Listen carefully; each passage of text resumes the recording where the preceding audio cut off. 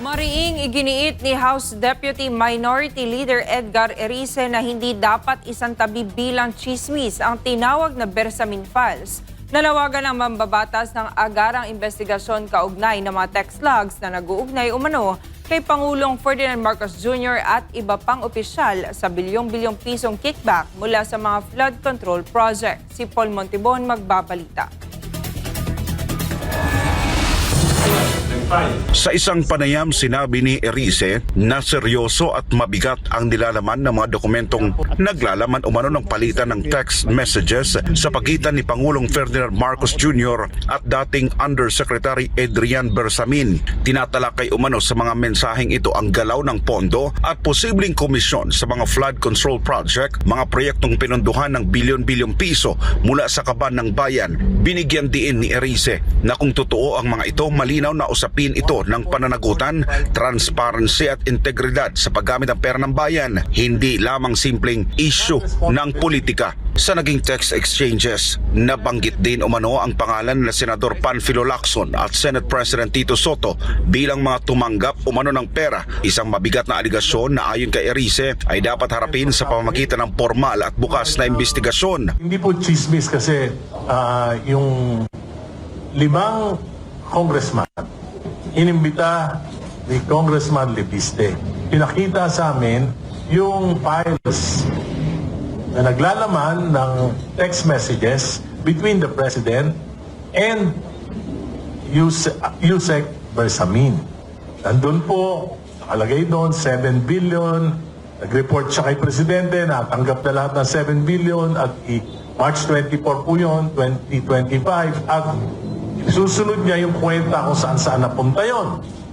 At may mga napunta doon sa mga kandidato na alyansa, 11. 12 po yung kandidato na alyansa, 11 yung nabigyan. Lahat po nabigyan. So including Senator Lacson. Di ba? Senator Lacson and Senate President Tito Soto nabigyan. Alam po na hindi naman nila alam kung saan galing yon. Kaya walang problema doon. Natural lang naman na yung mga national candidates sinutulungan ng kanilang mga kapartido. Maging ang singer, actor at composer na si Andrew E. umano'y nakatanggap rin ng 68 million pesos na talent fee. Nakiusap pa raw siyang babaan ang halaga, ngunit idineklara pa rin ang orihinal na halaga. Minapunta kay Andrew E. 68 million talent fee. At yan ay dumaan lahat kay Congressman Toby Chanco. Ang ginawa ko, pinunta ko si Kong Toby. Dahil kaibigan ko naman yan. Tinanong ko siya, totoo ba yan? Sabi niya, totoo. Totoo. Na may, sabi niya nga, tinawaran ko nga yan si Andrew E. Nagpatawad ewan ko bakit 68 billion pa rin yun nakalagay na nagbibiro sa akin si Kong Toby. Hinamon niya si Lacson na pangunahan o suportahan ng isang Senate inquiry, kabilang ang forensic examination ng mga digital records at verifikasyon ng pinagmula ng mga mensahe upang tuluyang mapatid ang katotohanan. Ito pa lamang ay worth investigating na. Dahil may facts eh. Di ba may facts?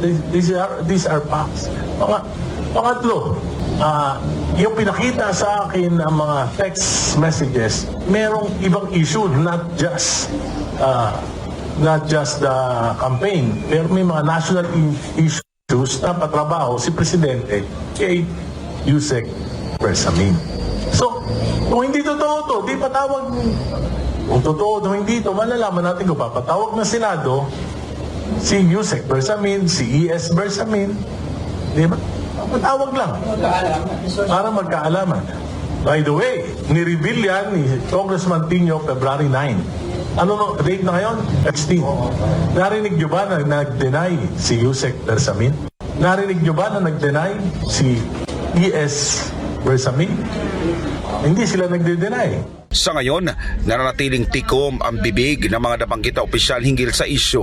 Sa gitna naman ng mabibigat na paratang, iginit ni Erice kung walang itinatago, walang dapat ikatakot sa isang investigasyon. Para sa Diyos at sa Pilipinas kung mahal, nag-uulat Paul Montibon, SMNI News.